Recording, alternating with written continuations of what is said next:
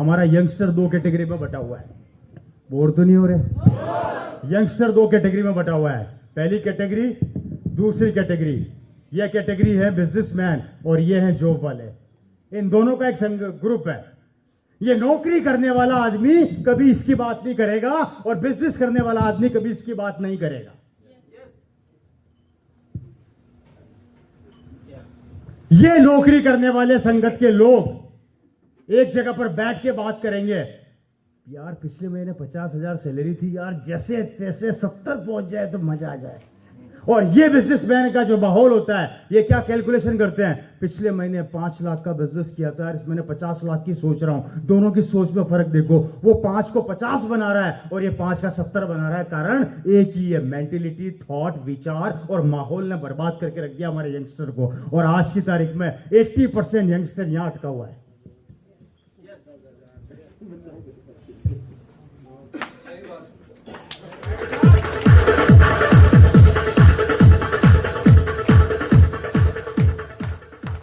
भाग रहे हैं नौकरी के पीछे। अपने दिल पर हाथ रख के बोलो, आप में से अपने बच्चे को आप क्या सिखाते हो? बेटा अच्छी नौकरी कर ले, 2 पैसा कमा के ला, घर का खर्चा चलाएगा। सिखाते हो कि नहीं सिखाते हो? आप में से कितने माँ बाप है जो अपने बच्चे को यह सिखाते हैं कि बेटा अच्छी पढ़ाई कर ले, 6 नौकर रख लेगा?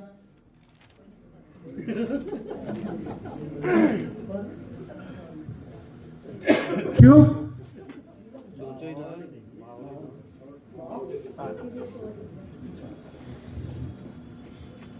आपका बेटा ये बोल दे कि पापा एक दिन BMW खरीदूंगा। तेरे बाप ने भी खरीदी थी क्या?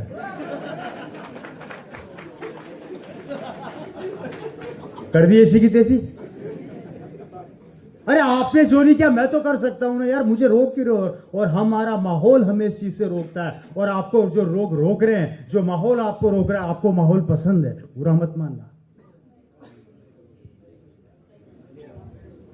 आपको मजा आता है, आपको खुशी मिलती कि हाँ मेरे जैसे मिल गए बस। और आप ढूंढते हो उस माहौल को, बुरा मत मानना मेरे भाई। शाम को 7 बजे बाद काम से फ्री होगे और आप गिनती के वही 4 लोगों के पास जाके बैठोगे, लिखा लो मेरे से स्टाम्प पर, डेली यही करते हो। आपके फिक्स है वो 4 दोस्त।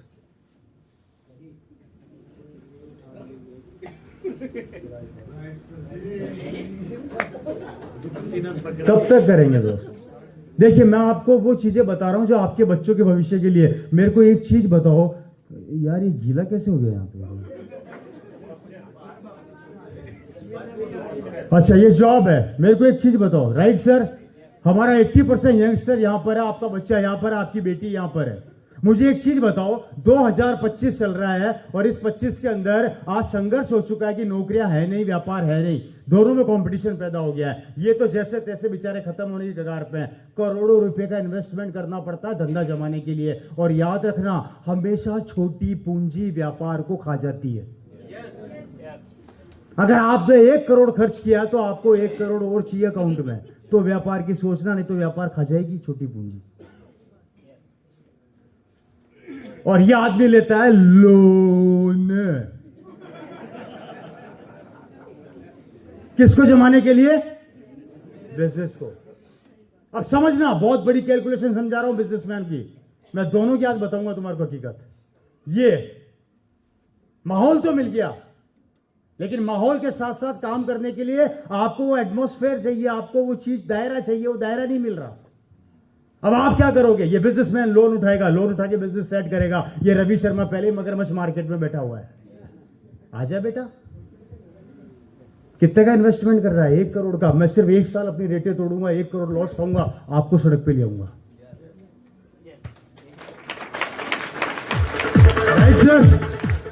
खेल खत्म।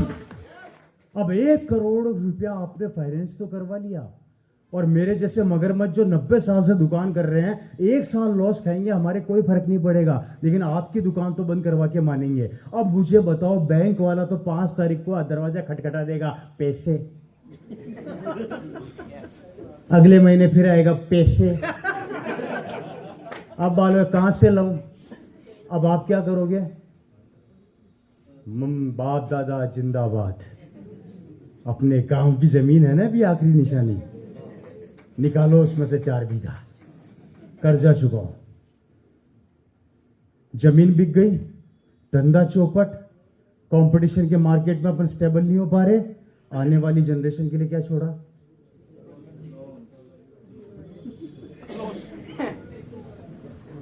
बताइए, सही कह रहा हूं गलत कह रहा हूं?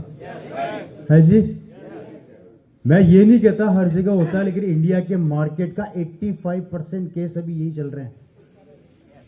85% केसेस अभी इंडिया में यही चल रहे हैं। इसलिए आपको गौर करना, लोन देते समय वो घर जवाई की तरह होते हैं, और जब लोन मांगने जाते हैं तो वही साले पड़ोसी के दुश्मन की तरह बन जाते हैं। आप चेक कर लेना, राइट सर? इसलिए पहला काम ये होता है बिजनेसमैन का। अब बात करते हैं इन जॉब करने वालों की। इन जॉब करने वालों में यंगस्टर्स की ये हालत हो गई है। आपका यहाँ पर बहुत बड़ा आईटी सेक्टर है, बहुत बड़ा यहाँ पे मार्केट है। आप देखो हमारे युवा लड़के लड़कियां 50,000 की नौकरी के लिए दिन रात पागलों की तरह काम कर रहे हैं। अब मुझे बताओ दोस्तों, आने वाले समय के अंदर, मैं अपनी एक मीटिंग में बहुत साल पहले बोला था, मैं शायद वो वीडियो आप लोगों ने भी देखा होगा, आने वाले वक्त के अंदर ये मशीनें सब कुछ खत्म कर देगी। लैपटॉप खत्म आ रहे हैं, मशीनें आ रही है, ऐसी एक से एक ऐसी टेक्नोलॉजी आ रही है देश के अंदर। अभी रिसेंटली विदेशों के अंदर तो वो कारें भी आ गई जो ऑटोमेटिक चल रही है।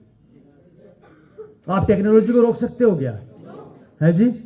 नहीं रोक सकते। टेक्नोलॉजी अपना कब्जा जमाएगी, ये फैक्ट है। पिछले साल के आंकड़े बता देता हूं, इन्फोसिस ने अपने 2000 लड़कों को नौकरी से निकाला सिर्फ और सिर्फ मशीनरी की वजह से। उनके पास एक ऐसा सॉफ्टवेयर आ गया है जो 2000 लड़कों का काम 24 घंटे कर रहा है विदाउट सैलरी। आईटी सेक्टर से लड़के निकाले जा रहे हैं।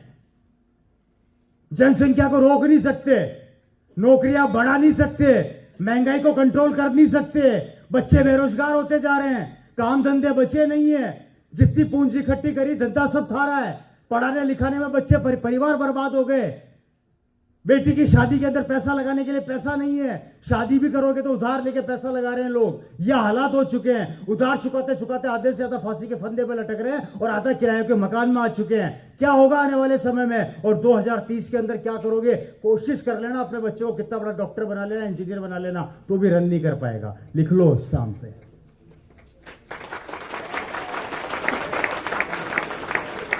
दो 2030 के आंकड़े बता देता हूं। हम तो साला डॉक्टर भी नहीं छोड़ना चाहते, वो लोग हैं।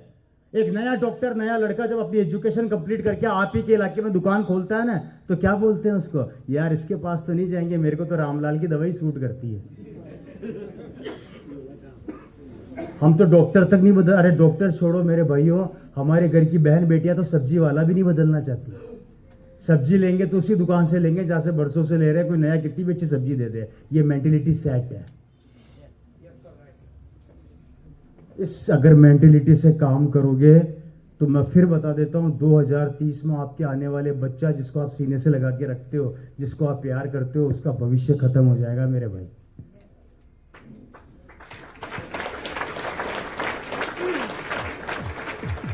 बात समझ में आ रही है? हाथ खड़ा करो ईमानदारी से। कितने लोग हैं जिनको मेरी बात समझ में नहीं आ रही?